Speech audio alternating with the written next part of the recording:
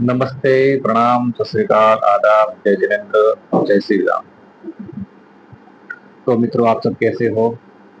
मैं कहता आखन देखी कानून सुने, जिसका एक भाग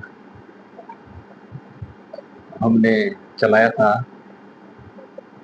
मन जागा तो सब पूजा, मन सोया तो सब व्यर्थ।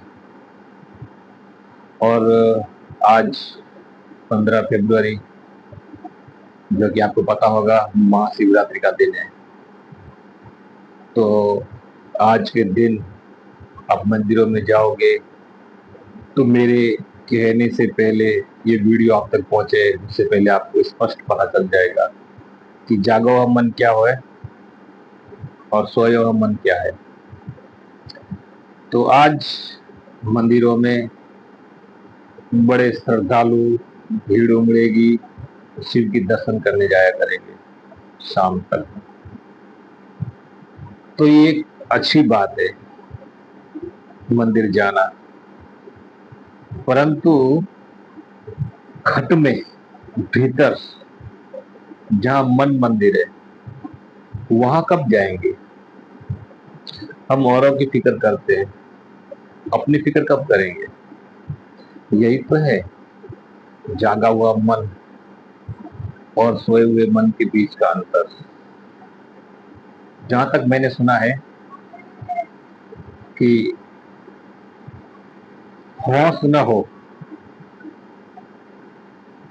होश ना हो, हमें मर्यादाएं पता ना हो, तो उल्लंघन करने नहीं जाना चाहिए।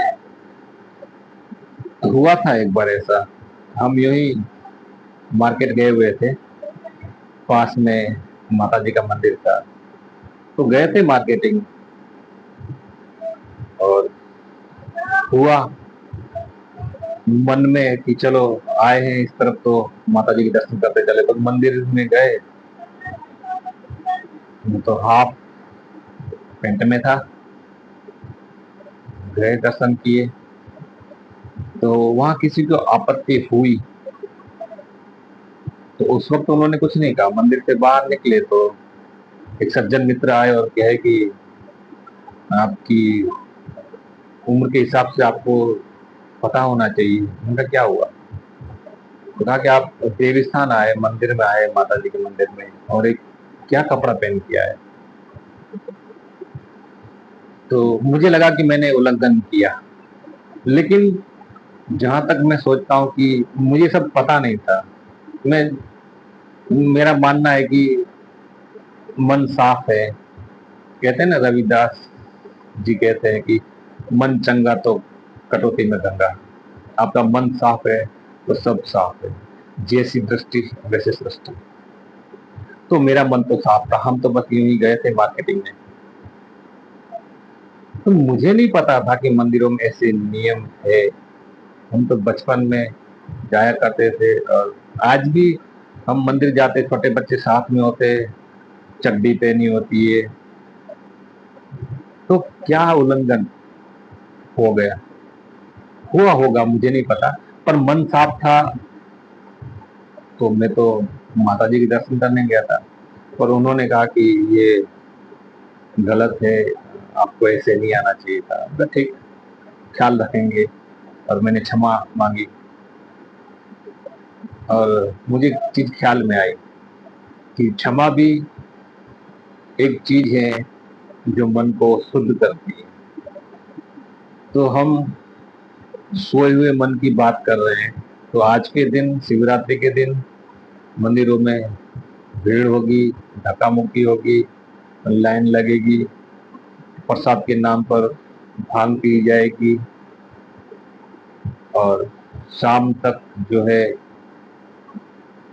बहुत लोग नशे की अवस्था में घर में सो रहे होंगे भांग पी करके। तो ये प्रसाद के बहाने, तो चलो ये तो ठीक है, आज महाशिवरात्रि है तो ये सब खा पी रहे प्रसाद के नाम पर बाबा जी महात्मा जी जो चलम, और भी न जाने, मुझे आइडिया नहीं है, जो शिव महादेव के नाम पर ये सब लेते हैं, करते हैं। तो ये सोया हुआ मन बहाने मात्र है। जागा हुआ मन अपने अंतर दशा, अपने अंतर मन में निहारेगा, अपने अंतर मन में जाएगा। मुझे नहीं पता था कुछ 2-4 साल पहले कि ध्यान क्या होता है। मैं भी इसी तरह से मंदिर जाया करता था, प्रसाद चढ़ाता था और रोज दिया बत्ती, उपवास, लेकिन घर में कलेश बना रहता था, बहुत कुछ। अब वो तो अतीत की बात है, अतीत नहीं, वर्तमान ठीक है। पर वो चीजें जो है सिखाती है। पर जब से मुझे ध्यान के विषय में पता चला है कि ध्यान से अपने आप का मिलना होता है, ध्यान जो है मन का मिट जाना होता है, मन क्या होता है, ध्यान क्या होता है, इन चीजों के विषय में मुझे नहीं पता था। तो जब से मैंने ये चीजें जानी है, सीखी हैं, मुझे बहुत अच्छा लगता है। आज मैं जो ये कह रहा हूँ, ये कुछ वाणी शब्द सुधरे मेरे, हालात सुधरे मेरे, बड़ा बदलाव हुआ है मुझ में।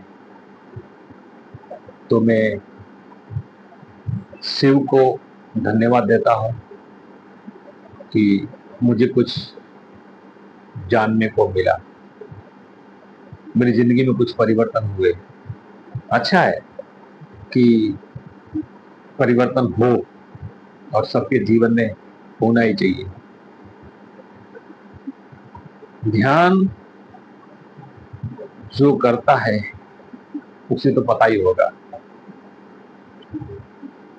और साधना, विपස්සना, सक्रिय, सबके अपने अपने ढंग ढांचे होते हैं। तो सबको करना चाहिए, और अपने मन के प्रति, अपने आप के प्रति सजग, जागृत रहना चाहिए। जहां तक हो सके औरों का भला करना चाहिए। औरों का भला करने के चक्कर में अपने आप को नहीं भूलना चाहिए। जागा हुआ मन सचेत होता है, जागृत होता है, उसका चलना, उठना, बैठना, हर चीज में अवेयरनेस होती है। और ध्यान करते करते एक दिन ऐसी स्थिति आती है कि कहने को कुछ नहीं बचता। वो जो हम शिव कहे, परम पिता परमेश्वर कहे, परमात्मा कहे, भगवान कहे, ईश्वर कहे, उसको शब्दों में नहीं पिरोया जा सकता। वो असीम है, विराट है, उसको शब्दों में नहीं उतारा जा सकता। लेकिन फिर भी हर साधु संत, शास्त्र, वेद कोशिश करते, इशारा करते प्रत्येक व्यक्ति के लिए कि वो जागे, उसके जीवन में बदलाव हो, प्रश्न उठे कि मैं कौन हूं।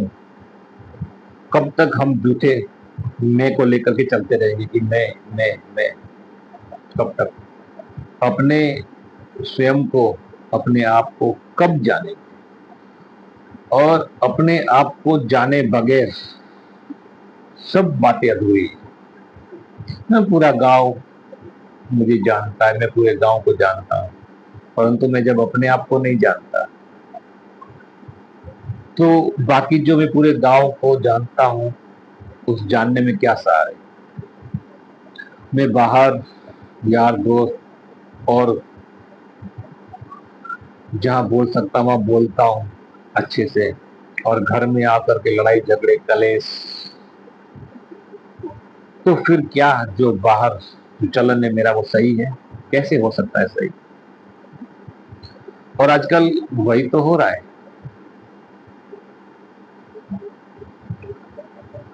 देव स्थान पर हम दर्शन करने जाते हैं श्रद्धालु बनकर, मात्र श्रद्धालु, पर पहनावे और भी बहुत सारी विशेष चीजों का हम ध्यान रखते हैं। ये होना चाहिए, वो नहीं होना चाहिए। परमात्मा इन चीजों का ख्याल नहीं रखता है। परमात्मा इन चीजों का ख्याल रखता है कि तुम आए, खाली हाथ आए कि भरे हाथ आए, कुछ लेकर आए, उससे मतलब नहीं होता। तुम आ गए, इतना काफी है। साधु भी यही कहता है, तुम आ गए, तुम जाग गए, इतना काफी है। तो ये जो हम चर्चा कर रहे हैं, मेरे हिसाब से इसको ज्यादा खींचना ठीक नहीं है। सब जानते हैं अच्छा क्या है, बुरा क्या है, सच क्या है, झूठ क्या है। बस अंतर करना, जानना, मानना नहीं, जानना। और जानते कम, मानते ज्यादा है। लोग जानते कम है, मानते ज्यादा है। जानने की दिशा में कदम उठाना बहुत जरूरी है। और मैं तो अभी यात्रा शुरू की हूं, मैं तो अब तक कुछ नहीं जानता। ये तो बस कह रहा हूं कि अंदर से ऐसा एक वेग उठता है, तो एक प्रसाद के रूप में। जब वो मुझे कबीरदास की छोटी सी कहानी मुझे याद आई कि कबीरदास जी कहीं सत्संग कर घर लौट रहे थे और दो युवतियां, मतलब कहे तो लड़कियां, उनके आगे गली से गुजर रही थी। उनमें से किसी एक लड़की की सगाई हुई होगी। तो वो अपनी सहेली से बातें करते हुए, जिन मित्र से उनकी सगाई हुई थी, उस लड़के के बारे में बात करते हुए चल रही थी। देखो उन्होंने ये नथनी मेरे लिए शगुन के तौर पर भेजी है। तो कबीरदास जी पीछे चल रहे थे, वो उनकी वार्तालाप सुनते हुए उनके बगल से गुजरे और वो लड़कियां कह रही थी, नथनी ऐसी है, नथनी वैसी है। तो साधु जी वहां से गुजरते हुए उन्होंने एक दोहा कहा कि नथनी दिनी यार ने तो चिंतन बारंबार, नाक दिनी किरतार ने उसको दिया विसार। जिसने ये शरीर रूपी संसार, ये छोटी दुनिया हमको दी है, हम उसको भूल गए। उसके बदले हम उसकी मूर्तियां, उसकी तस्वीरें पूज रहे हैं।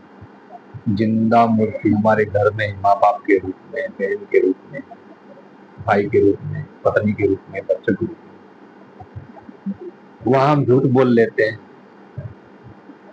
ना। मैं अक्सर देखता हूँ कि मेरे बच्चे सुखी हो, वो कुछ कर जाए, उसके लिए बड़ी मशक्कत करता हूँ। चाहे किसी का बिगड़ जाए, किसी और का बच्चा फेल हो जाए, कोई आदमी जो है अपने बीवी बच्चों के लिए कुछ कर पाए, उससे मुझे मतलब नहीं। मुझे अपने, हर व्यक्ति इतनी सोच लेकर के चल रहा है कि मुझे अपने घर परिवार के लिए कुछ करना है, समाज और कुछ लोगों के लिए नहीं। और कुछ लोगों के लिए जो कुछ चंदा इकट्ठा, नवी मित्र मंडल बनाना वगैरह, समाज को एक नई दिशा देना, वो तो काफी समय से लोग करते आ रहे हैं, कर रहे हैं। हमने भी किया था, करके देखा। तो ऐसा है ये मित्रों, जागा हुआ मन, सचेत, जो किसी को चोट न पहुंचाए, सजग रहे। और भूल चूक से ये मानव शरीर है, इससे कुछ हो जाए, भूल चूक अनहोनी, तो उसी वक्त वो क्षमा याचना कर ले, माफी मांग ले। और एक प्रक्रिया है जो मुझे ख्याल में है और मैं करता हूँ उसको। रात्रि को सोने के वक्त, सुबह से लेकर के रात्रि तक जो जो व्यक्तिगत हुआ है, जो गुजरा है दौर, जो समय, तो कहीं भूल चूक हुई है और मैं वहाँ क्षमा नहीं मांग पाया, तो मैं सोने वक्त उस व्यक्ति को याद करके उससे क्षमा क्षमा मांग लेता हूँ। और किसी ने धन्यवाद दिया है, कोई खुश हुआ है, तो उसको भी धन्यवाद देता हूँ कि थैंक यू, धन्यवाद आपका। तो ये प्रक्रिया जो है जानवी के मन की है। बाकी तो हड़बड़ाहट में कुछ भी कर गुजरते हैं, उनको पता ही नहीं होता। बहुत छोटी छोटी बातें और बहुत बड़ी बड़ी बातें हो जाती हैं और पता ही नहीं चलता, और फिर कहते हैं ये मैंने किया, मुझे याद नहीं, हुआ होगा, तुम कहते हो ठीक है, फिर हुआ होगा। तो आई होप आप समझ गए होंगे, और मैं कोशिश करूंगा और कुछ बेहतर अपने अनुभव जो है आपके सामने ला सकूं। होने कहने को तो बहुत कुछ है, और सब अलग अलग दिशा की बात है। तो फिर कभी अगली पेशकश में करेंगे। तो आपको वो जो पहला चैप्टर और ये दूसरा चैप्टर आपको कैसा लगा, तो आप कमेंट के जरिए बताइएगा, तो मुझे